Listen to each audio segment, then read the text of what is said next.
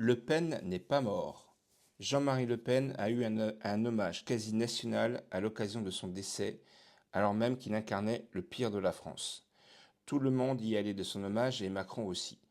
On parle déjà de lui comme un homme politique qui a marqué son époque et d'un grand orateur. Si il maîtrisait parfaitement la langue française, il l'a surtout salie. Car à quoi bon être brillant avec les mots si c'est pour diffuser la haine, le racisme et l'antisémitisme? Le Pen, avec son sourire en coin et ses propos douteux, a même réussi à lepéniser un mot. Un seul, c'est ce mot de détail, avec la formule point de détail de l'histoire, quand en 1987, il parla des chambres à gaz de la Seconde Guerre mondiale.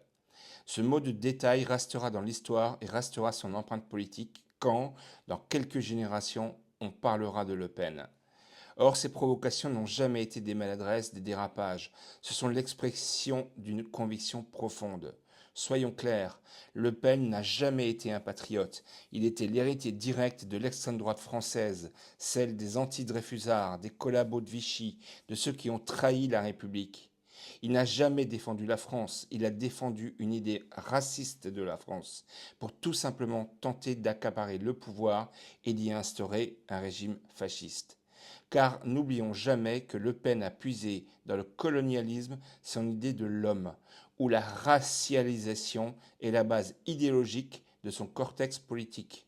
En quelques mots, comme aux pires années du colonialisme, il y avait les indigènes, des sous-hommes, et les colonisateurs, des êtres supérieurs qui devaient asservir les premiers. Tout découle de cette idée abominable. C'est ça Le Pen et c'est ça son héritage. Or, tout au long de sa longue carrière, tous ceux qui ont rejoint le Front National puis le Rassemblement National l'ont fait car ils adhéraient plus ou moins à ce concept raciste et antisémite.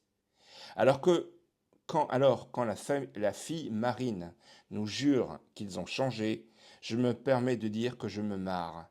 C'est là le piège, nous faire croire que Le Pen est mort. Mais c'est faux, Le Pen est bien vivant. Mais il a changé. Marine Le Pen nous vend la même idéologie, mais avec un sourire plus lisse. On parle de dédiabolisation, mais le fond n'a jamais changé, avec la même obsession de la préférence nationale. C'est la même tradition fasciste. Jean-Marie Le Pen savait jouer sur les émotions les plus basses, la peur, la colère, la frustration. Marine et Bardella font exactement la même chose. Ils donnent une légitimité politique à des idées qui auraient dû rester au placard. C'est ça son héritage. Et c'est pour ça qu'on ne peut pas juste tourner la page aux obsèques de Jean-Marie. Le poison qu'il a distillé est encore là. Le combat n'est pas fini. Le Pen est mort? Non. Le Pen est encore vivante et ses idées racistes aussi. Il est bon enfin de rappeler le palmarès de Jean-Marie et toutes ses condamnations pénales. 1984, il déclare que l'homosexualité est une anomalie biologique et sociale. 1987, il estime que l'existence ou non des chambres à gaz est un détail de l'histoire. Il sera condamné en 91 à verser dommages et intérêts des associations. Il réitérera ses propos en 97 et en 2008 et sera condamné à chaque fois.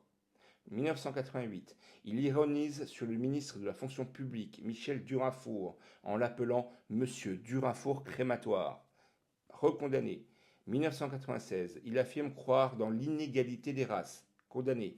2005, il affirme que l'occupation allemande n'était pas particulièrement inhumaine.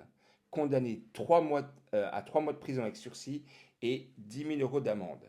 2013, il déclare que Nice a des problèmes avec la présence de Rome urticante et odorante. 2014, il déclare que M. Ebola pourrait régler en 3 mois la question de l'explosion démographique en Afrique. 2015, il déclare qu'il n'a jamais considéré le maréchal Pétain comme un traître. Bien entendu. 2016, il déclare que je crois que la pédophilie, qui a trouvé ses lettres de noblesse, doit être interdite. Mais tout de même, dans l'exaltation de l'homosexualité, il met en cause toutes les professions qui approchent l'enfance et la jeunesse. Condamné. Ce post vous a plu? Pour plus de contenu fou et sage, à mon image, rejoignez-moi sur tous mes réseaux et abonnez-vous.